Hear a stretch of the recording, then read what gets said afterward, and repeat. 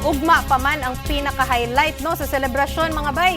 Pero kaganina sayo nga namangon ang tanan. Kung unsay rason mangayo ta og kompletong detalye sa mga activities. Kaganinang buntag kauban si John Aroa gikan sa News 5 Visayas. John, kumusta man ang fluvial procession ganina? Suya na kay ko ninyo din ha.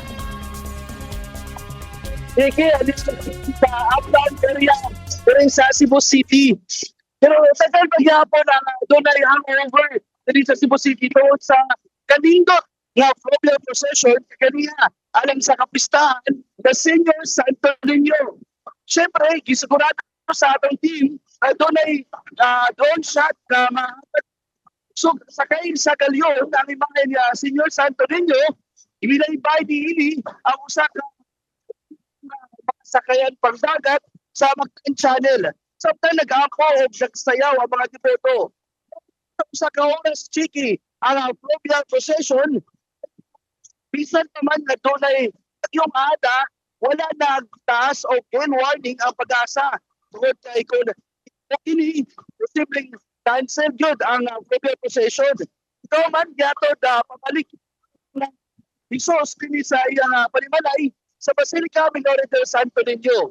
Ang nakaistoryahan na akong mga deboto, ila-ila sa mga pangayo sa pagpasalamat kadto sa Santo Niño. Atong puminahon ang pipila sa ilang mga pamahayan. I was truly a witness of the greatness, the goodness, the healing miracle of Senior Santo Niño to my son. I know Santo Niño was always there with me in difficult times. Marami po sa amin sa Compostela po, grabe po yung hagupit ng bagyo po talaga. Meron po talaga doon na ground zero po.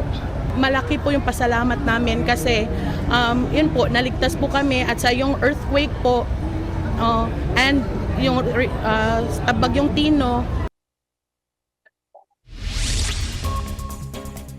Sige, sa kinatibok natin po sa 5,000 ang deboto 220 ka mga sakayang dagat ang yapel sa fluvial procession kaniyang buntag. Apantagan ang sabay bisan wala nagparehistro.